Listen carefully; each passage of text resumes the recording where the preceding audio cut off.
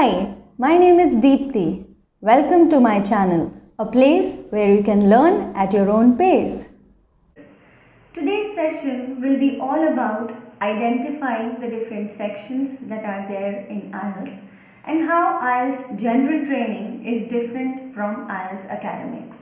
Today we will understand what question types come in different sections of IELTS, and we will also get to know an overall preparation that we need to do in order to get a good score in the respective sections. So let's get started. The main difference between the two exams is that IELTS Academics is taken by students and general training is taken by people who want to migrate to other countries for job or for PR purpose. IELTS Academics is different from IELTS General Training across two sections. We will discuss the details in the forthcoming slides.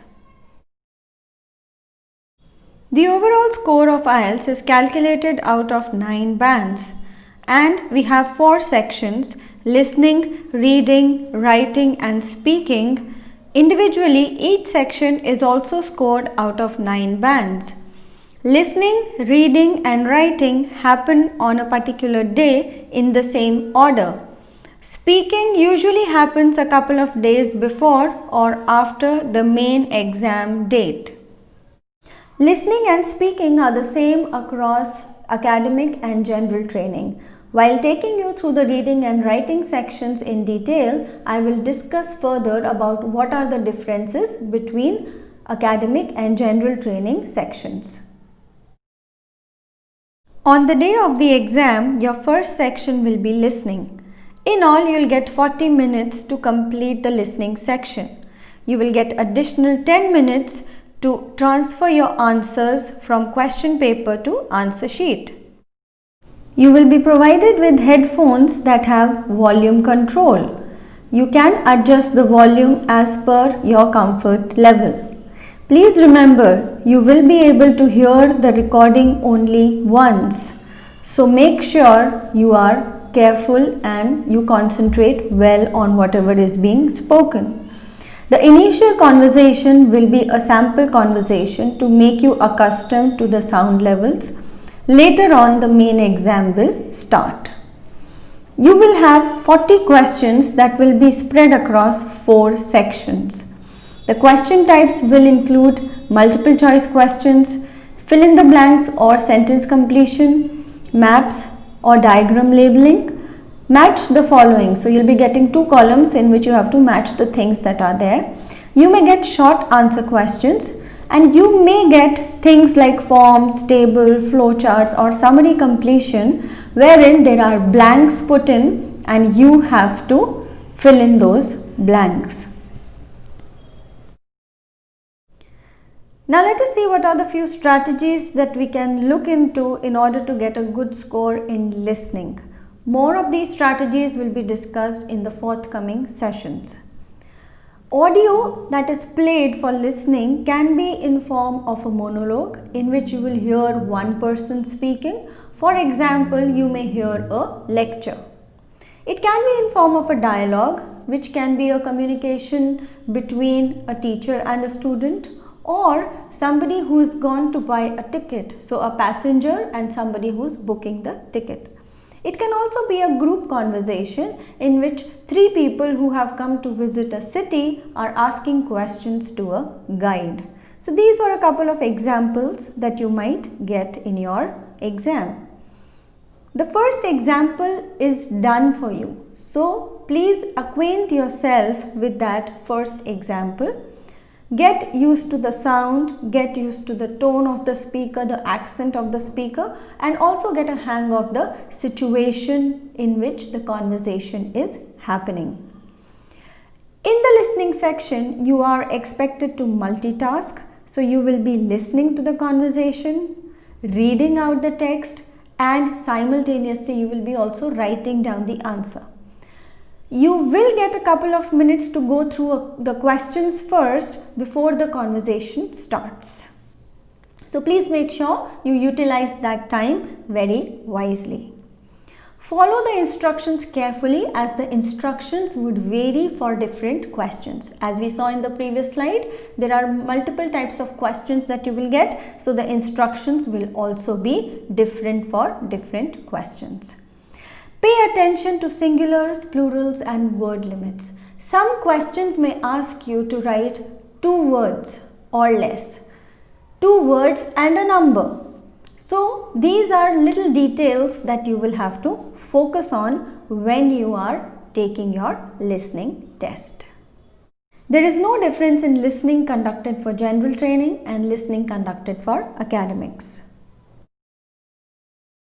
The second section would be reading. In reading section, you will get 60 minutes to answer 40 questions.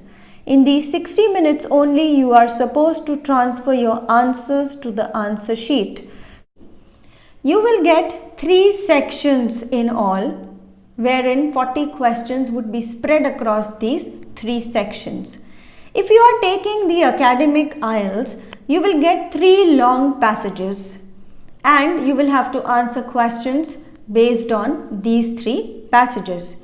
If you are taking IELTS General Training, in the first section you will get 2 short passages. In the second section also you will get 2 short passages. And in the third section, you will get 1 long passage. The question types would include multiple choice questions, wherein you will get answer choices, match the paragraphs, wherein you will be required to match the information given in the question to which paragraph it is coming from. You may also have to choose titles for the respective paragraphs that come into a passage. Fill in the blanks or sentence completion can be other question types. You might be asked to label a map or a diagram. You might be asked to match options that are given in the left and the right column, like we usually do for match the following. There can be short answer questions in which you might be asked to fill in 1, 2 or 3 words or numbers. Another question type can be wherein you are given a form, table, flowchart or summary which is created out of the information that is given in the passage. Some blanks are left which you are supposed to fill in. The last question type, which is very important, is true, false, not given or yes, no, not given question type. More about the strategies to solve these questions we will discuss in the forthcoming sessions. The only way to score well in the reading section is obviously to read as much as you can. Because from my experience, I can say the more you read, the more you are accustomed to the pace of reading, the more you are accustomed to different writers, it will be easier for you to understand the passage better and thereby you will be able to answer the questions also properly. It is very important to come to the main idea of the passage. You can get passages from different genres, but that should not hamper your understanding of the passage. So get into the habit of reading passages or reading articles from different genres. Please remember, there is no negative marking. So go ahead, take this chance, answer all the questions. Also, you might come across a word that is new to you. You have never heard or read it before. You don't know the meaning of that word. Please don't panic. You might not need that word at all. Not knowing the meaning of that word may not hamper your answering of any of the questions. Please spell check your answers once you are done with transferring them to the answer sheet. Check out for singular plural errors. Also, manage your time wisely. You are getting 3 sections across 60 minutes. Save 10 minutes for transferring your answers to the answer sheet, and out of those 50 minutes, split wisely the time across 3 sections. The third section will be writing. For writing, you will get 60 minutes time. There will be 2 questions spread across 2 sections.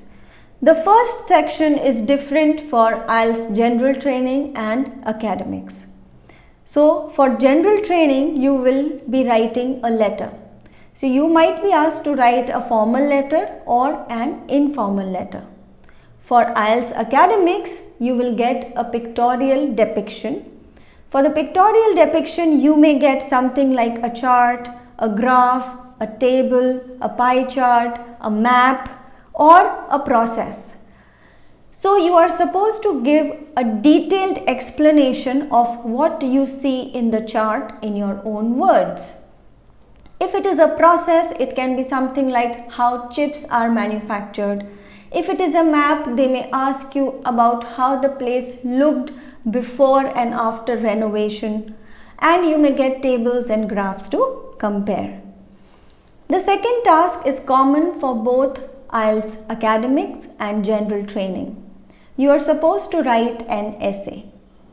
For the first task, you should ideally spend 20 minutes, and for the second task, you should spend 40 minutes. Please make sure you leave some time for proofreading. Proofreading is very important. So you may get 5 different types of essays. Out of those 5, you will get only one type. So in the forthcoming sessions, we will discuss how many different types of essays are there and how we can go about following templates to write those essays well. Many of us are not blessed with wonderful writing skills. So we might be required to do some extra hard work here. One of the strategies can be to read sample essays. A lot of them are available these days. Make sure you are choosing the correct source when you are reading a sample essay. Grammar is very important. If you make errors pertaining to your tenses, pronouns, prepositions, singular plurals, etc., there is a higher possibility that your bands are going to be reduced. Please make sure in any of the writing sections you only use formal or semi-formal language. Informal language is a complete no-no. Similarly, abbreviations are a complete no-no. Please do not use abbreviations till unless there are universal abbreviations such as WHO, UNICEF, etc. Stick to the topic. That is very important. Do not move away even a millimeter from the topic. You should not add anything to your answers, anything that is not asked. Time management is very crucial. Save some time to proofread. When you proofread, you will be able to rectify most of the errors that you have committed. So manage your time wisely and always save 10 minutes for proofreading your work. If you want, you may highlight or underline the keywords that are given in the task. So in your question paper, you can underline the words that you feel are important. That underlining will keep reminding you what topic you have to stick to, and you will not put in any irrelevant point into your task 1 or your task 2. While proofreading or writing, always make sure that you are using the correct spellings and you are using the correct punctuation. Keep in mind where you are supposed to use capitalization, where you are supposed to put a full stop, and where a comma is needed. Have you ever met a stranger and talked generally about things which are not very personal, like the weather, about your city, or about your hobbies? That is something that you can look for in the speaking section. Your speaking section is going to be a one-to-one conversation with the examiner. Yes, it is going to be like an interview, but a different type. The speaking exam is usually held before or after the main date of the exam. The gap can be of 7 days. The duration of the speaking test can be 11 to 14 minutes. Roughly 13 to 15 questions are asked. This test is divided into 3 sections.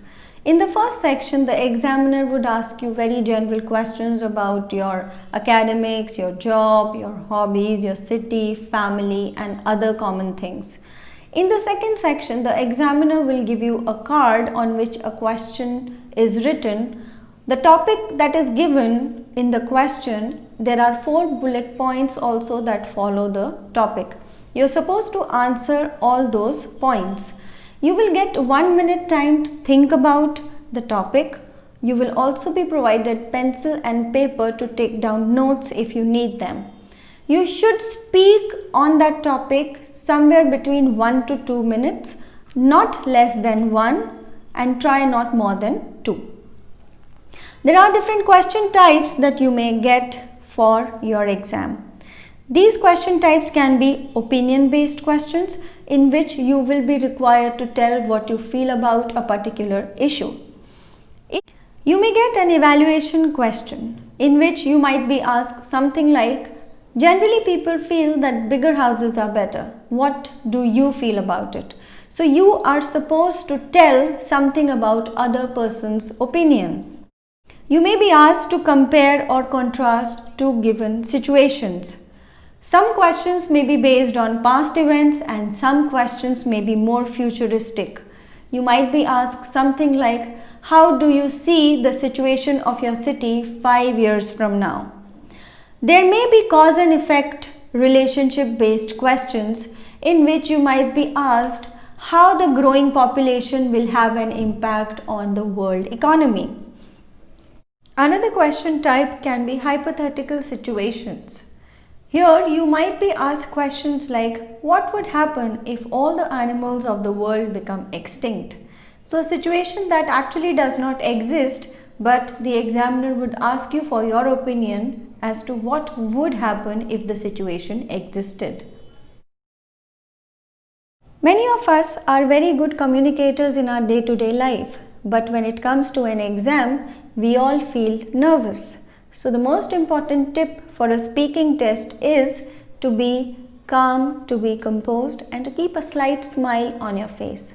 Remember to greet the examiner like you would greet anyone you meet. Be responsive, take interest in the conversation. Give reasons why you feel something. Be fluent with your responses. Don't do too many ahs and ohs and no's. Relax. Take a deep breath, be confident. If you do not understand any question, ask for clarification. Do not memorize answers from the ones that are already available on internet. Use them to get guidance, but don't mug them up. Don't feel that your knowledge is being tested. No, it is not the case. It is your ability to communicate that is being tested, not your knowledge. Stick to the question. Do not answer anything that is not asked. If a why is asked, give reason. If it is not asked, don't give a reason. Simple as that. Make sure you are using correct grammar. Make sure your sound is not like a robot. Use correct intonation. And also say thank you and have a good day before you leave. It is very important to stick to the time limit, especially in the second question. Please make sure you time yourself while you are practicing. Another important thing is whatever you are speaking is going to be recorded. So don't get conscious or anxious if you see a recording device being turned on. I hope this answered many of your questions pertaining to what your IELTS exam would look like. Thank you so much for being with us. Keep learning, keep evolving. If you want, you can also follow us on Instagram and Facebook. Thank you. Have a beautiful day ahead.